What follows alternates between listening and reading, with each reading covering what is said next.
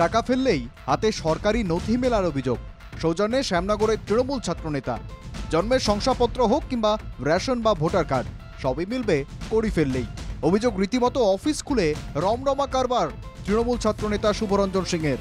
কোন পরিষেবার মূল্য কত দেখুন।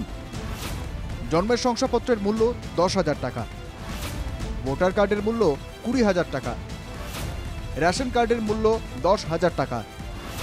শিউলি বা মোহনপুর পঞ্চায়েতের 5 বছরের আয় বা বাসস্থানের শংসাপত্র 10,000 টাকা। শিউলি বা মোহনপুর পঞ্চায়েতের 10 বছরের আয় বা বাসস্থান শংসাপত্র 15,000 টাকা। গারুলিয়া পুরসভার 5 বছরের আয় বা বাসস্থানের শংসাপত্র 15,000 টাকা। গারুলিয়া পুরসভার 10 বছরের আয় বা বাসস্থানের শংসাপত্র 20,000 টাকা। জাত শংসাপত্রের মূল্য 25,000 টাকা। অর্থনৈতিকভাবে পিছিয়ে পড়া শ্রেণীর শংসাপত্রের মূল্য 30,000 টাকা। পাসপোর্টের পুলিশ ভেরিফিকেশন ও অন্যান্য নথির জন্য 1 লক্ষ টাকা। এই ব্যারাকপুর ক্যান্টনমেন্ট এলাকা, এছাড়াও সেনা ছাউনি রয়েছে, বায়ুসেনা ছাউনি রয়েছে। তাহলে জাল পাসপোর্ট, জাল ভোটার কার্ড, আধার কার্ড, জন্ম সার্টিফিকেট যদি তৈরি করে এইভাবে টাকার বিনিময়ে, তাহলে বহু বাংলাদেশি এবং পাকিস্তানি অনুপ্রবেশকারী এই ব্যারাকপুরে ঢুকে ব্যারাকপুরের নিরাপত্তা বিঘ্নিত করতে পারে, এমনটা কিন্তু আশঙ্কা করছেন ব্যারাকপুরের প্রাক্তন সাংসদ অর্জুন সিং। শাসক দলের নেতাদের ছত্রছায়াতেই শুভরঞ্জন সিংয়ের ভুয়ো কারবার।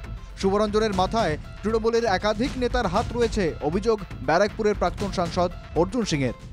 সে অফিসিয়ালি বোর্ড লাগিয়ে প্যাডে নোটিশ দিয়ে কত টাকা দিতে হবে, আধার কার্ড বানাবো, অত টাকা দিলে প্যান কার্ড বানাবো, অত ভোটার কার্ড বানাবো, পাসপোর্ট বানাবো।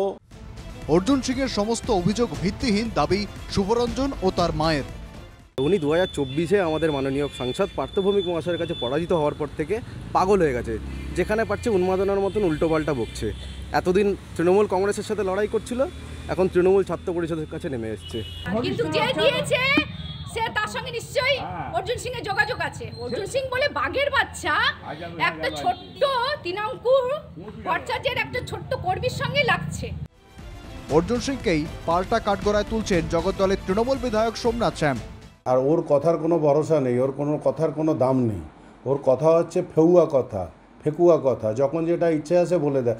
আমি তো বলেছি ওর মাথা খারাপ হয়ে গেছে, ওর মস্তিষ্ক খারাপ হয়েছে, যখন যা ইচ্ছে লিখে দিচ্ছে। তার প্রমাণ, তার নথিপত্র সব দিতে হবে। আমি তো নথিপত্র দিয়েছি যে অর্জুন সিং চিটার। সমস্ত অভিযোগ মিথ্যা এবং সাজানো বলে দাবি করেছেন অভিযুক্ত শুভরঞ্জন সিং। এখন এই ঘটনার গতি প্রকৃতি কোন পথে যায় সেটাই এখন দেখার। ব্যারাকপুর থেকে দেবপ্রিয় সরকার, এনকে টিভি বাংলা।